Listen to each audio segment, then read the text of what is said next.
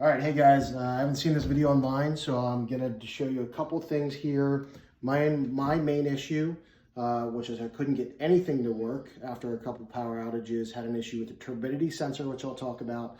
And then I'm gonna cover some generic troubleshooting steps for this dishwasher, which will help you in general. So this is a newer GE Cafe that we're working on here. I'll put the model numbers in the descriptions. So my issue was after a couple of power outages, one time this thing wouldn't come on. So it didn't matter what buttons I hit, just no lights, nothing. So what that usually means is the CSM is tripped, and don't ask me what the CSM is, but usually it means the CSM is tripped. And so on this model, to get that back and up and running, it's pretty simple. You enter what's called the consumer error mode. So what we're gonna do here is we're just gonna hold down our select and start buttons here. And if we hold those down together, so 10 seconds, it's going to put you in the consumer error mode. And it'll say app 816 right here, data. And if there's any error codes here, it's actually going to pop an error code. The lights will flash. You want the doors open. The lights will flash. And then actually it says it right now, active F codes. My error code was F96, which actually is an element error code, but that's a little deceiving.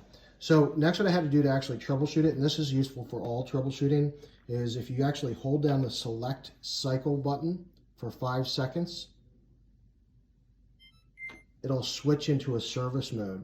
And if you can see in here, you can cycle through by hitting the select, the different tests you can run. What's so great about this is no matter what your issue is, you can test the heater separately, the water dispenser separately, the fan, all of the different modes. And all it's going to do is going to tell you to hit start, close your door. It runs a cycle for a couple minutes, and you actually can tell. Now, what was happening with me is I was actually running the test on the heater cycle, and after a few seconds, maybe 30, 40 seconds, the whole thing would just shut completely off again. It would trip the CSM again.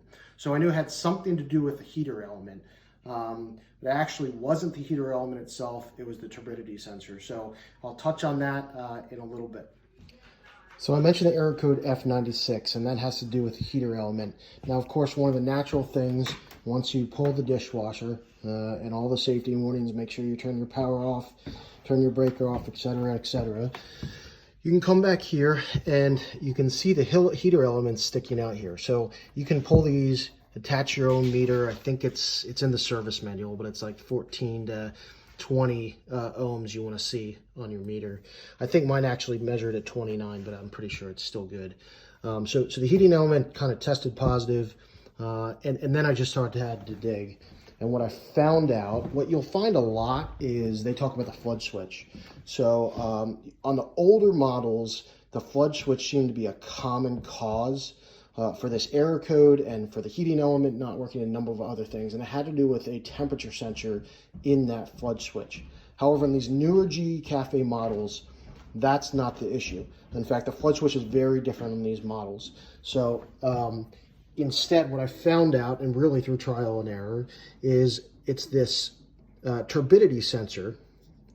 And I don't know why it is the case, but for whatever reason, when these turbidity sensors go bad, every time it activates, the dishwasher activates the heating element, again, it trips the CSM.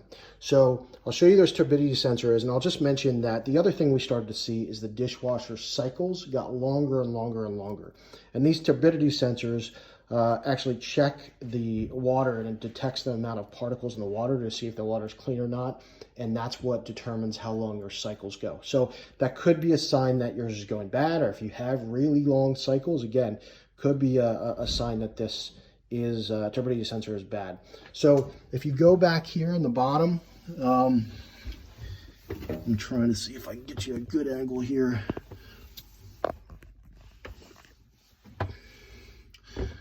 So I don't know how well you're going to be able to see this, but in behind here is actually where the turbidity sensor hooks up. And it's right next to the float switch. So this is actually the float switch here. Let's see, there we go. This is the float switch here, this long white piece. And then if you come next to it over here, you can see you simply pull the cable out. You literally, So if you come follow the cable, you can see, this is just a pinch. You pull this cable out. This literally just twists off. You counterclockwise and it pulls right out. And then you just pop that turbidity sensor back in again. After you pop that turbidity sensor back in again, you're simply gonna, again, turn your power back on. You may need to enter the consumer electronic service mode, pop out of that, and then you should be good to go.